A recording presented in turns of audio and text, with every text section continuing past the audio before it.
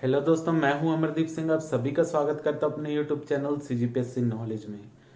दोस्तों, आज के वीडियो में हम मुख्य रूप से जो बस्तर में जितने भी लोक पर्व मनाए जाते हैं उसके बारे में देखेंगे। ये सब जो जितने भी मैं लोक पर्व बस्तर से संबंधित बता रहा हूँ, आपको बुक में जो है आपको इसको डिटेल में आपको कहीं नहीं मिलेगा। या तो एक लाइन, या तो दो लाइन, या तो कहीं दिया भी नहीं रहेगा।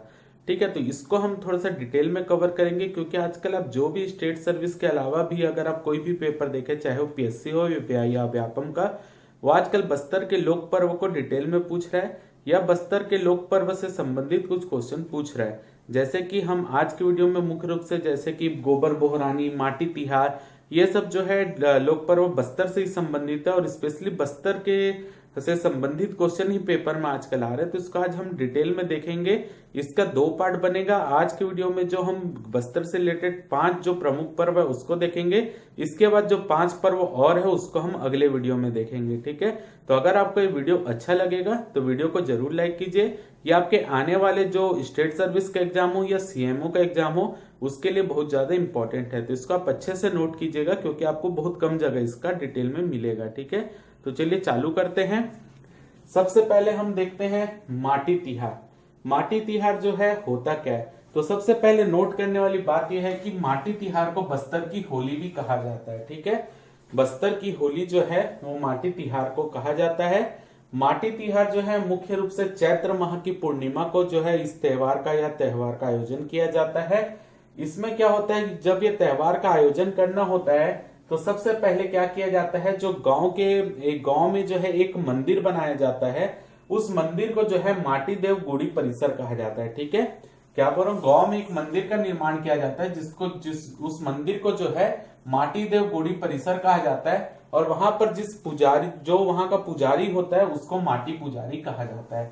ठीक है, गांव में एक मंदिर होगा जिसको माटी देव गुड़ी परिसर कहा जाएगा और वहां के पुजारी को माटी पुजारी कहा जाएगा। और इसको गांव में सभी लोग जो है काफी सम्मानित नजरों से देखते हैं। ठीक है, तो जब माटी तिहार की शुरुआत करनी होती है तो गांव के जो प्रमुख लोग, पटेल लोग या गौटिया लोग जो होते हैं, जो प्रमुख लोग होते हैं, वो जाते हैं इस माटी पुजारी के पास और माटी पुजारी से जो है उनको जो मुख्य रूप से आमंत्रित करते हैं कि वो जो है माटी तिहार का आयोजन करवाए। ठीक है, तो चैत्र माह की पूर्णिमा को जो है माटी त्योहार का आयोजन किया जाता है, जो माटी पुजारी के द्वारा किया जाएगा। ठीक है, माटी पुजारी क्या करेंगे, उस दिन जो है सूर्योदय से पूर्व उठकर पहले नहाएंगे। उसके पश्चात जो है माटी देव गुड़ी परिसर में वहां पर आएंगे और एक मंडप का निर्माण करेंगे जिसमें जो है माटी तिहार का आयोजन किया जाएगा। ठीक है, उस मंडप में क्या होगा, जैसे ही वहां पे मंडप बनाया जाएगा तो गांव के सभी जो प्रमुख जो गांव के लोग होते हैं, जो ग्रामवासी होते हैं, वो पलास के पत्ते की एक पुड़िया बनाएंगे जिसमें कि वो धान के बीज को रख के लाएंगे। ठीक है, ये नोट करने वाली बात है। पलास के पत्ते की एक पुड़िया बनाएंगे जिसमें धान के बीज को लेके आएंगे और साथ ही साथ जो है एक बोतल शराब प्लस एक प्याज और कुछ पैसे लेके आएंगे। जो ये पैसे जितने भी, क्योंकि हर व्यक्ति कुछ ना कुछ पैसे लाएगा, तो इसी जो पैसे से जो है जो ये माटी तिहार का आयोजन इसी पैसों से हो जाता है। ठीक है, तो ये एक बोतल शराब, एक प्याज और पैसे और धान के बीज जो है किसमें लेंगे, पलास पत्ते की पुड़िया में लाएंगे। ठीक है, तो जैसे ही पहले जो है इस पूजा का आयोजन करने पहले जो माटी पुजारी रहेगा और ग्राम के जितने भी वासी रहते हैं जो इस त्योहार में सम्मिलित होने आते हैं, वो कुछ अपशब्दों का वहां पर उच्चारण करते हैं।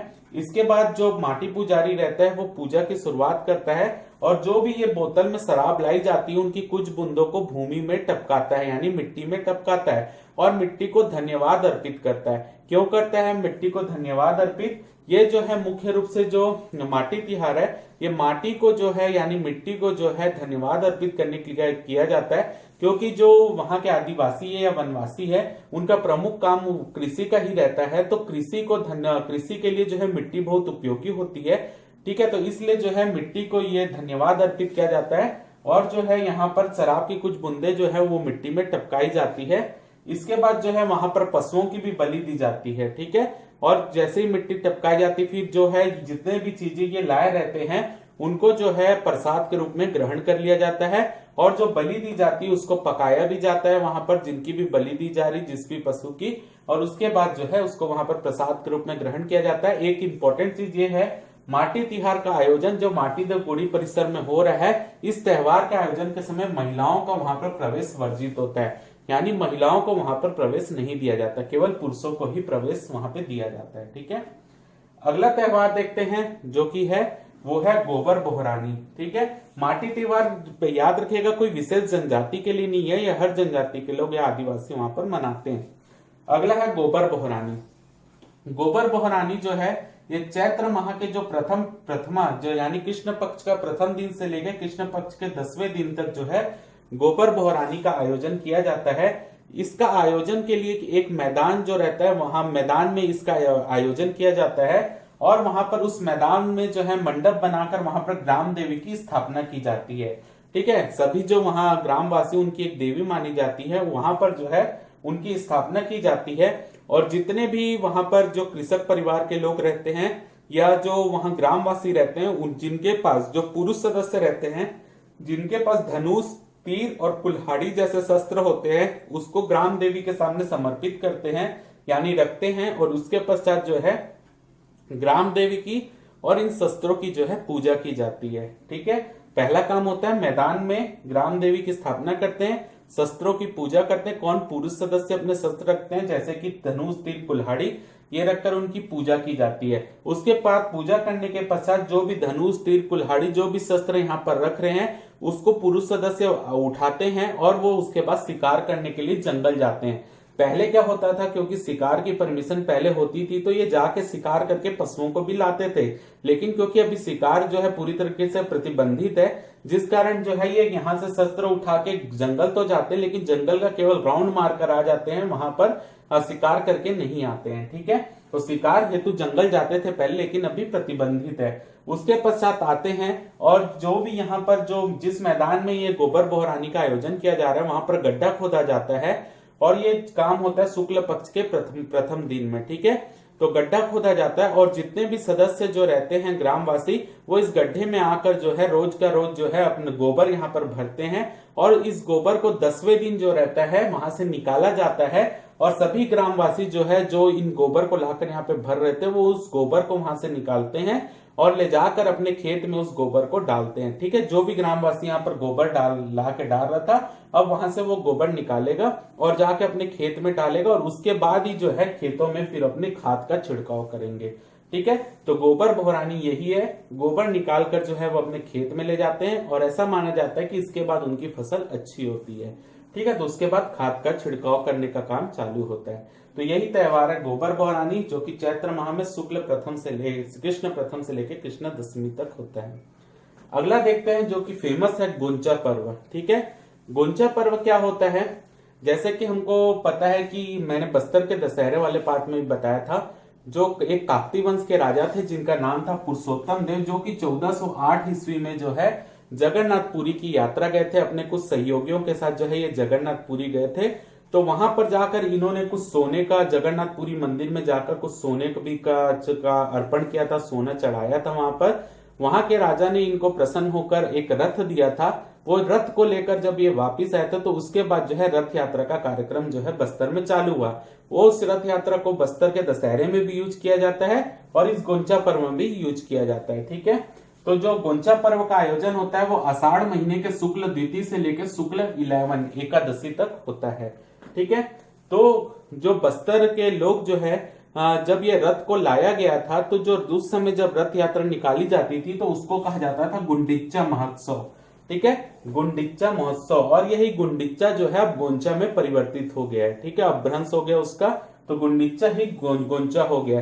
तो इसमें क्या होता है, आषाढ़ महीने के शुक्ल द्वितीय को जो है जगन्नाथ मंदिर जो जगदलपुर में, वहां से जगन्नाथ जी की मूर्ति, सुभद्रा जी की मूर्ति और बलभद्र जी की मूर्तियों को जो है रथ में स्थापित किया जाता है और रथ में स्थापित करने के पश्चात उनको जो है आषाढ़ शुक्ल द्वितीय को रथ यात्रा निकाली जाती है और इन तीनों की मूर्तियां जो है सीरासार में लाकर स्थापित कर दी जाती है। बस्तर के दशहरे में मैंने बताया था सीरासार जो है जो पुराना टाउन हॉल है बस्तर का, उसको सीरासार कहा जाता है। वहां पर जो है लाकर इन मूर्तियों को स्थापित किया जाता है। फिर लगातार जो है शुक्ल द्वितीय से लेकर शुक्ल जो एकादशी है तब तक इन मूर्तियों का वहां पे दर्शन किया जा सकता है। सभी ग्रामवासी, आसपास के लोग जो है शहर के निकट भी और आसपास के लोग हैं वो आकर इन मूर्तियों के वहां पर दर्शन करते हैं।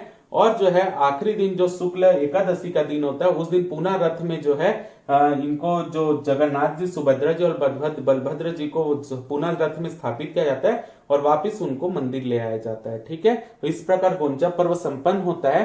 तो जिस दिन पहला जो शुक्ल द्वितीया का दिन होता है, आषाढ़ शुक्ल द्वितीया, जिस समय जगन्नाथ जी की मूर्ति और सुभद्रा जी, बलभद्र जी की मूर्तियों को रथ में स्थापित करके सीरासार तक जो ले जाया जाता है, उसको कहा जाता है सीरी गोंचा। ठीक है, ये पहला चरण होता है गोंचा पर्व का, उसको कहा जाता है सीरी गोंचा। और जिस दिन जो है सीरासार से लेकर वापिस जो रथ है वो मंदिर लाया जाता है, उसको कहते हैं बोहड़ती गोंचा। ठीक है, तो गोंचा पर्व के 2 चरण होते हैं, सीरी गोंचा और बोहड़ती गोंचा। ठीक है, अगला जो त्योहार है वो है अम्मुस तिहार। अम्मुस तिहार जो है मुख्य रूप से हरेली अमावस्या को मनाया जाता है। क्या होता है देखिए, जो ये मुख्य रूप से अम्मुस तिहार जो है ये हल्बा और भतरा जनजाति द्वारा मनाया जाता है। हल्बा भतरा जनजाति की बोलियों में, चाहे हल्बी बोली हो या भतरी बोली हो, उसमें जो है अमावस्या को ही अम्मुस कहा जाता है। ठीक है, यानी अमावस्या को हल्बी भतरी बोली में अम्मुस कहा जाता है। तो इसलिए जो है इस त्योहार को अम्मुस त्योहार कह रहे हैं, क्योंकि अमावस्या के दिन मनाया जा रहा है। ठीक है, तो हरेली अमावस्या के दिन ये मनाया जाता है। ये त्योहार जो है मुख्य रूप से पशु चिकित्सा को समर्पित है। ठीक है, क्योंकि हरेली की जैसे हम हरेली बनाते हैं, उसमें जो है कृषि का कार्य संपन्न होने के बाद उनका जो है शस्त्रों की, उनके जो औजार रहते हैं कृषि के लिए, उनकी पूजा की जाती है। ठीक है, तो वैसे ही उसमें जो कि कृषि के लिए प्रयोग जो पशु रहते हैं, ठीक है, तो खेतों की जोताई के समय भी जो है पशुओं का हल चलाना है, तो उसमें भी पशुओं का प्रयोग होता है। तो पशुओं को ही ये त्योहार मुख्य रूप से समर्पित किया जाता है, क्योंकि कृषि कार्य करने के लिए पशु बहुत ज्यादा उपयोगी होते हैं, चाहे वो बैल हो, ठीक है, या गाय हो, तो उस समय जो है पशु काफी ज्यादा उपयोगी होते हैं। इसलिए जो है पशुओं के स्वास्थ्य का ध्यान रखना भी बहुत ज्यादा जरूरी होता है। तो इस दिन जो है मुख्य रूप से पशुओं को औषधि दी जाती है। अगर वो उनके स्वास्थ्य का परीक्षण किया जाता है और उनको औषधि दी जाती है, अगर उनको कोई भी बीमारी लग रही है तो उनको औषधि दी जाती है। तो ये औषधि देने का काम होता है, वो होता है धुरई का। ठीक है, धुरई जो है बस्तर में चरवाहा जो रहते हैं, उनको जनजाति में जो है चरवाहे को धुरई कहा जाता है। ये धुरई के द्वारा जो है उन जंगली जड़ी बूटियों से जो है पशुओं का इलाज किया जाता है। ठीक है, तो पशु चिकित्सा या पशु औषधि के लिए जो समर्पित त्योहार है वही उसका नाम है अम्मुस तिहार। ठीक है, अगला जो है 5वां पर्व देखते हैं, जो है नवाखानी। नवाखानी का आयोजन जो है भाद्र शुक्ल प्रथम से लेकर पूर्णिमा तक होता है। ठीक है, इसमें जो रहते हैं नवाखानी, जैसे कि नया अनाज का उत्पन्न होता है तो पहले ग्राम देवी को चढ़ाया जाता है। ठीक है, तो इसमें जो है मुख्य रूप से धान, फल, इमली, सेम और भिंडी, इस समय जो है आदिवासियों द्वारा इनकी खेती की जाती है। और जो है इनको जो है पहले ग्राम देवी को चढ़ाया जाता है, उसके बाद ही जो है इन सब का प्रयोग अपने नॉर्मल लाइफ में उनको प्रयोग करते हैं। ठीक है, तो जो आदिवासी रहते हैं मुख्य रूप से इस समय साटका धान, ठीक है, साटका धान क्यों कहा जा रहा है, क्योंकि जिस दिन नवाखानी मनाई जानी है उसके जो है लगभग 60 दिन पहले इसकी बुआई, इसको उगाया जाता है। उसके बाद 60वें दिन जाकर इसकी कटाई की जाती है और ग्राम देवी को समर्पित की जाती है, इसलिए इसको साटका धान, यानी 60 दिन में पक जाता है, इसलिए इसको साटका धान कहा जा रहा है। इसको जो है सबसे पहले कुल देवी को चढ़ाते हैं और कुल देवी को चढ़ाने के पश्चात जो है ये प्रसाद के रूप में जो भी चढ़ाया जाता है आपस में बांट लेते हैं और उसके पश्चात जो नई फसल है उसका प्रयोग प्रारंभ किया जाता है। ठीक है, और इस दिन जो है ग्राम देवी के सामने ही मदिरा का सेवन किया जाता है और सभी चीज प्रसाद के रूप में ग्रहण कर ली जाती है।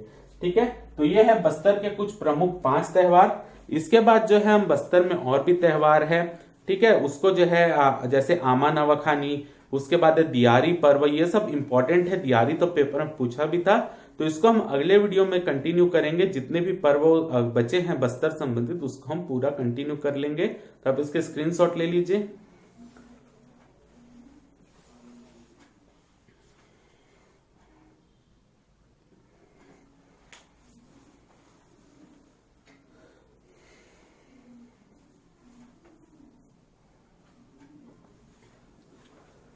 तो ये वाला पार्ट जो था काफी ज्यादा इंपॉर्टेंट है। आप कोई भी पेपर निकाल के देखिएगा, कोई ना कोई क्वेश्चन आपको दिख जाएगा। तो उम्मीद करता हूं आपको आज का वीडियो जो है वो अच्छा लगा होगा। अगर आपको वीडियो अच्छा लगा हो तो वीडियो को जरूर लाइक कीजिए, चैनल को सब्सक्राइब कीजिए, ज्यादा से ज्यादा शेयर कीजिए। फिलहाल के इस वीडियो में सिर्फ इतना ही। जय भारत, जय छत्तीसगढ़।